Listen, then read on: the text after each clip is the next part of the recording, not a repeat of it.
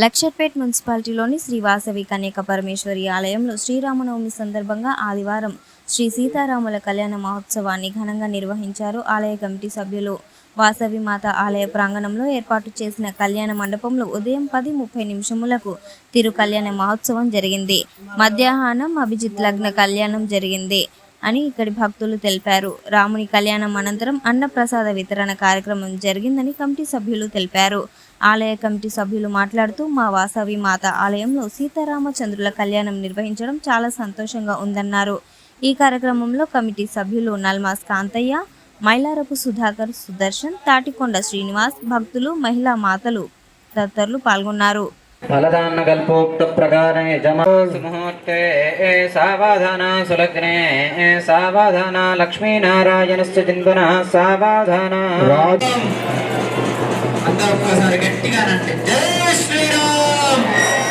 స్వామివారు అమ్మవారి మాంగళ్యాన్ని కడుతున్నటువంటి ఆ భగవంతుడు ఈ లోక కళ్యాణం జరిగే దానికొరకై ఆ జగన్మాత అందరినీ కంఠే భద్రామి సుభగే కుంజేవ శరదాం శతం. అందరూ గట్టిగా చప్పట్లతోటి స్వామివారిని అమ్మవారిని గట్టిగా గట్టిగా చప్పట్లు గట్టిగా.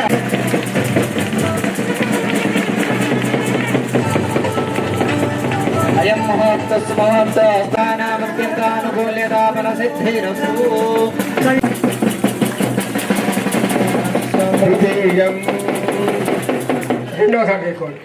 నక్షత్రానామత్యంతానుకూల్యతా ఫల సిద్ధిరస్తు. మాంగళ్యదాన మహోత్సవం భవ కృత్వా సదైతే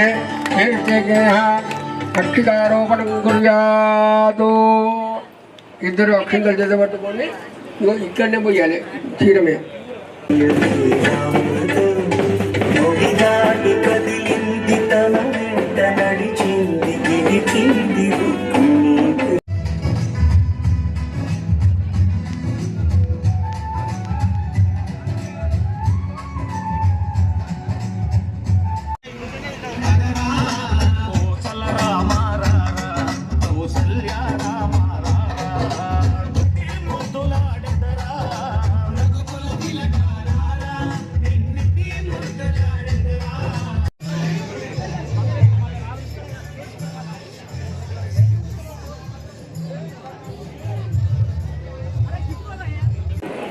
సీతారాముల కళ్యాణానికి విచ్చేసిన వారందరికీ పేరు పేరున ధన్యవాదములు.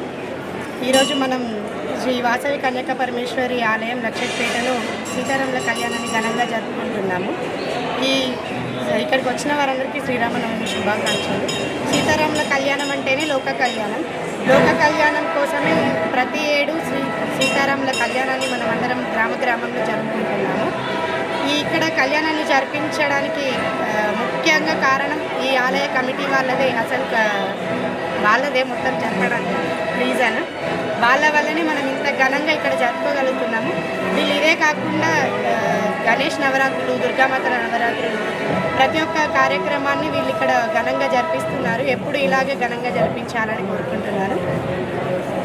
ఈ యొక్క లక్షపేటలోనే కాకుండా ప్రతి గ్రామంలో కూడా సీతారాముల కళ్యాణాన్ని జరిపించుకుంటున్నారు. ఎందుకంటే మన లోక కళ్యాణం కోసమే ఇది జరిపించడం జరుగుతుంది. భద్రాచలం వెళ్ళని వారందరికీ ఎక్కడైనా కూడా సీతారాముల కళ్యాణాన్ని చూపించే విధంగా వీళ్ళు మనకి ఏర్పాటు చేశారు. అంటే మనం మిస్ అవ్వకుండా ఎక్కడైతే కళ్యాణం జరుగుతుందో అక్కడికి అందరూ వెళ్ళి కళ్యాణాన్ని చూసి సంతోషపడాలని కోరుకుంటున్నాను.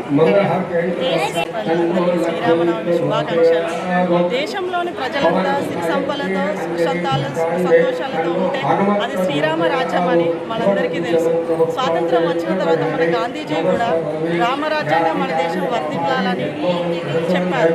సో మనమందరం శ్రీరామ నవమి రోజున ఆయన దర్శనం చేసుకొని ఆయన కృపకు పాత్రలను కావాలని మనస్ఫూర్తిగా కోరుతున్నాను. శ్రీరామ రామ రామేతి రమే రామే మనోరమే సహస్రనామ తత్తుల్యం రామనామ వరాణి. జై శ్రీరామ్. అందరికీ ముందుగా శ్రీరామనవమి శుభాకాంక్షలు. లోక కళ్యాణం కోసమని ఎక్కడెక్కడో అన్ని ఊళ్ళల్లో ప్రతి ఒక్క గ్రామంలో ప్రతి ఒక్క ఊళ్ళో శ్రీరామనవమి సీతారాముల కళ్యాణం జరుపుకుంటాము. మన హిందూ సాంప్రదాయంగా ఈ కళ్యాణం ప్రతి సంవత్సరం అంతటా జరుగుతుంది. ఏ భార్య భర్తలైనా ఒక సీతారాముల జంటని ఆదర్శంగా తీసుకోవాలి. ఏ కాలంలో అయినా సర్వజన సుఖినో భవంతు. జై శ్రీరామ్.